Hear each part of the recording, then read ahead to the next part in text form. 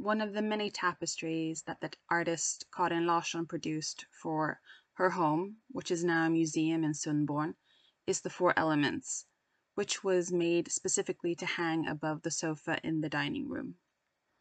This weaved work was done without following a traditional pattern and is based on Karin Larsson's own design. It is the abstract manner of the design that leaves the tapestry open to various interpretations. For example, at first glance it illustrates a sunset behind a mountain. The small flames that appear on the sides of the mountain show the last light of day, which incidentally was the same time that the room was often used in their household.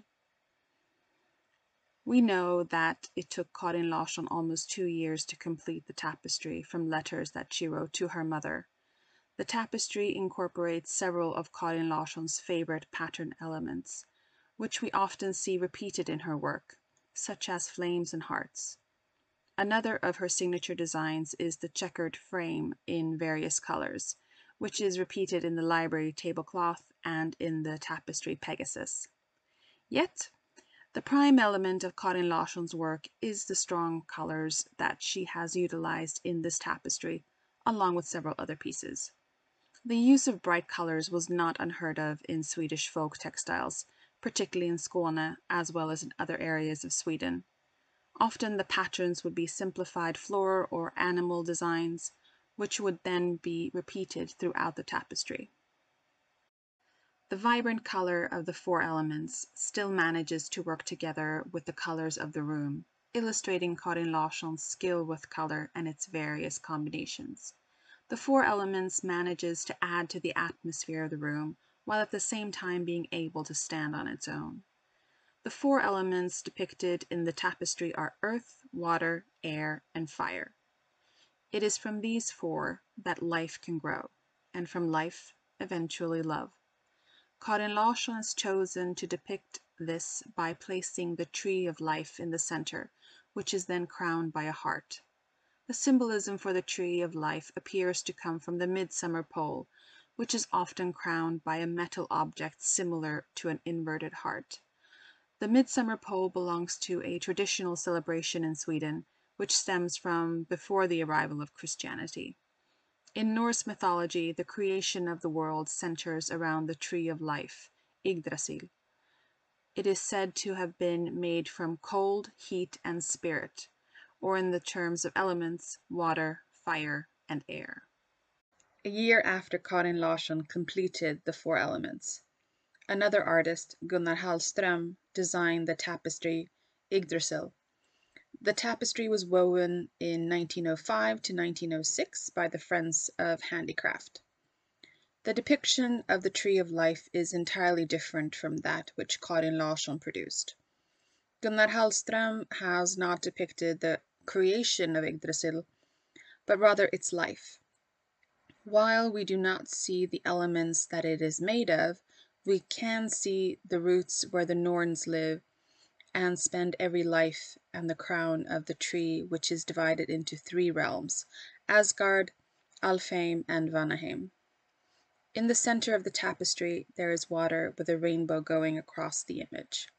In Christian mythology, this would be the indication of God's promise not to flood the world again. In Norse mythology, however, the rainbow is known as Bifrost and connects Asgard, home of the gods, with Midgard, the mortal realm. The red color in the rainbow depicts flaming fire, which is a tool in keeping the giants away from Asgard. The elements that Karin Larsson has depicted with broad, wavy lines contain the element of fire, and there may be a reference to Bifrost in the lines. However, the lines are most likely wavy in order to indicate the movement of the elements. Yggdrasil is a less geometrical, stylized design, and therefore joins the other works that Gunnar Hallström produced. It was not until 10 years later that the Friends of Handicraft began to incorporate geometrical patterns as a part of creating the entire image, and not simply as border decorations. The artists that were to design tapestries in this new manner were Annie Frykholm and Märta Mås Fjätterström, yet they were still 10 years behind Karin Larsson. Karin Larsson was a pictorial artist that had turned to textile art, but she had maintained the idea of the image and was now finding new materials in which to express it. The Four Elements is a highly original piece, as there was no work produced previously to this tapestry that can be seen as a direct forerunner. Simply focusing on the waves in the background depicting the elements leads to the conclusion that Karin Larsson had found a new way of depiction and tapestries. One of the reasons that Karin Larsson was an extraordinary artist was that she did not duplicate the majority of female artists when it came to choice of motifs, which the most popular ones being portraits, landscapes, and still lifes. It was rare that women attempted mythological or historical motifs, which were very popular among the male artists at the turn of the century.